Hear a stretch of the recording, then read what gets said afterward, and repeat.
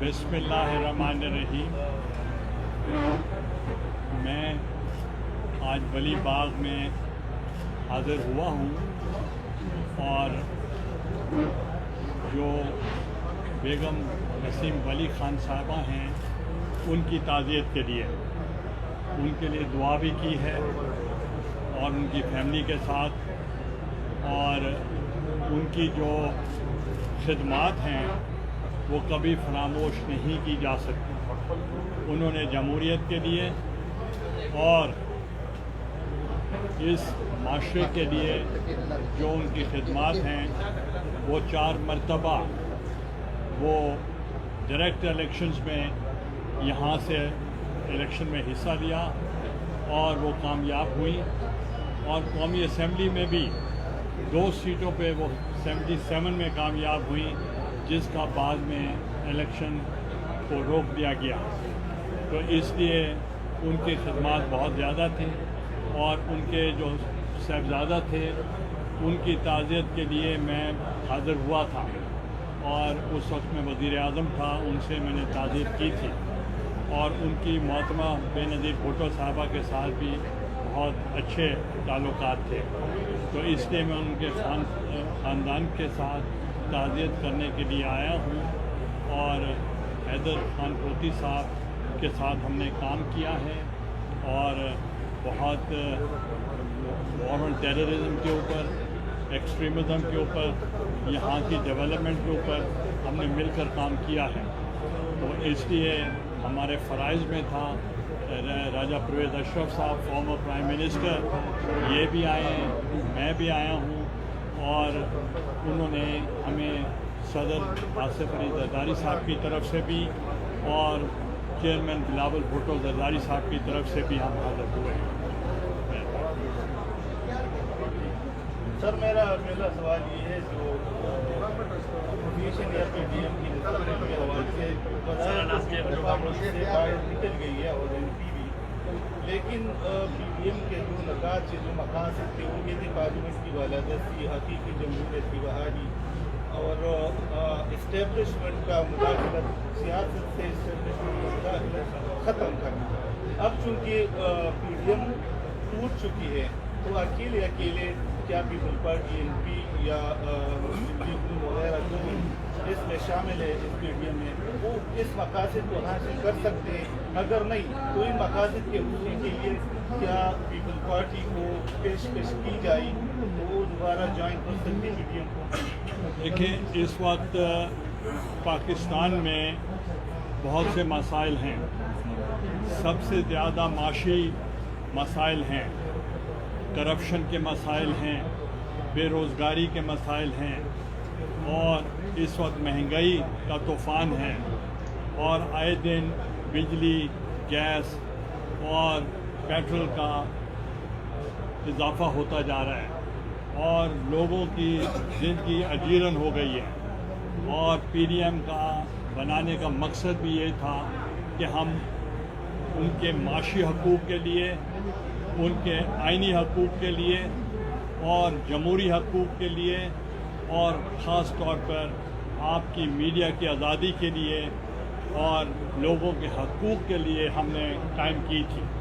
मगर जो हमारा मिशन है वो अपोजिशन है, और हम हुकूमत की अपोजिशन में हैं, और हमारा जो मिशन है, खा हम पीडीएम में हैं या नहीं हैं, हमारा जो मकसद है वो सिर्फ ये है कि आवाम को रिलीफ दिलाना, और हम वो उस रिलीफ के लिए अपना काम जारी रखे हुए हैं।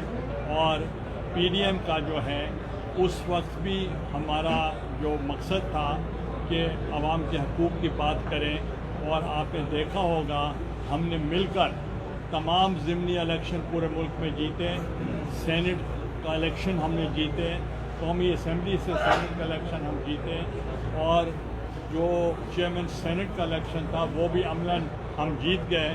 तो ये मैं समझता हूँ ये कामयाबी पीडीएम की कामयाबी है, ये मेरी अकेले की कामयाबी नहीं है।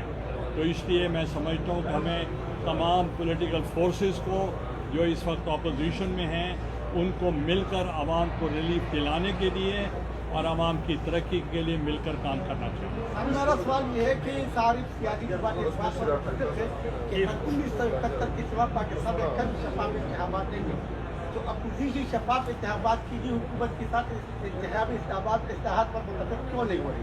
دیکھیں، سب سے پہلی بڑی بات یہ ہے کہ پاکستان پیپلز پارٹی اس نے ہمیشہ ڈیمانڈ کی ہے کہ اصلاحات ہونے چاہیے، مگر کانفیڈنس کی بات ہے. ابھی تک وہ کنڈیوسو ماحول نہیں ہے اور اعتماد سازی جو ہے وہ مکمل نہیں ہے. اور دوسرا جو انتخابی جو عمل ہے اس کے لیے الیکشن کمیشن کا بھی بہت بڑا رول ہے. تو اس لیے اپوزیشن آپس میں بیٹھ کے مشاورت کرے. گیلانی صاحب، ذرائع سے خبر آ رہی ہے کہ مولانا فضل الرحمان پیپلز پارٹی کے ساتھ رابطے میں ہے دوبارہ پی ڈی ایم کو بحال کرنے کے لیے. کیا واقعی مولانا فضل الرحمان کا اس وقت پیپلز پارٹی کے ساتھ رابطے میں ہے یا نہیں ہے؟ دیکھیں، جہاں تک مولانا صاحب کا تعلق ہے وہ پی ڈی ایم کے صدر رہے ہیں اور صدر ہیں، اور بطور صدر کے ان کے سب کے ساتھ رابطے تھے اور ہیں. اور خصوصاً شہباز شریف صاحب بھی ابھی انہوں نے ایکٹیویٹیز انہوں نے اپنی شروع کی ہیں.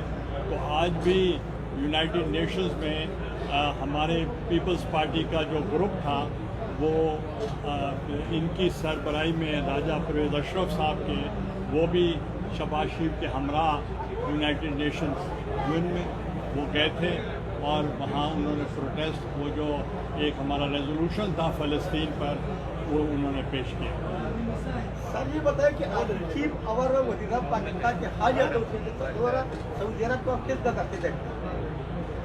دیکھیں، سعودی عرب جو ہے وہ پاکستان کا ایک بہت قدیمی ہمارا ان کے ساتھ تعلق ہے. ان کے ساتھ ریلیجسلی بھی ہے، پولیٹیکلی بھی ہے، اور ان کے ساتھ ہمارا عقیدتاً بہت زیادہ ہمارے تعلقات ہیں. گزشتہ کچھ بیانات کی وجہ سے تعلقات میں کچھ اونچ نیچ آئی تھی. تو میں سمجھتا ہوں کہ ہمیں سعودی عربیہ کے ساتھ بہت اچھے مراسم رکھنے چاہیے، کیونکہ ان کی جو ایک وہاں کی جو سیکیورٹی ہے وہ ہم ہر مسلمان اپنی سیکیورٹی سمجھتا ہے. اس لیے ہم ان کے ساتھ بہتر سے بہتر تعلقات چاہتے ہیں، اور جو سعودی عرب کا مخالف ہوگا وہ پاکستان کا ہوگا. کوئی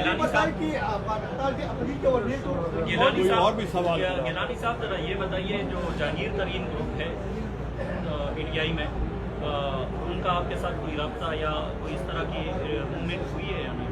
دیکھیں، جہانگیر ترین صاحب کے ہمارے بہت پرانے تعلقات ہیں، مگر ان کے اس وقت مسائل اپنی پارٹی کے اندر چل رہے ہیں اور وہ اپنی پارٹی کے اندر رہتے ہوئے اپنے مسائل کا حل ڈھونڈ رہے ہیں. تو وہ ان کا انٹرنل معاملہ ہے پارٹی کا، تو ہم اس پہ کمنٹ نہیں کر سکتے. Thank you.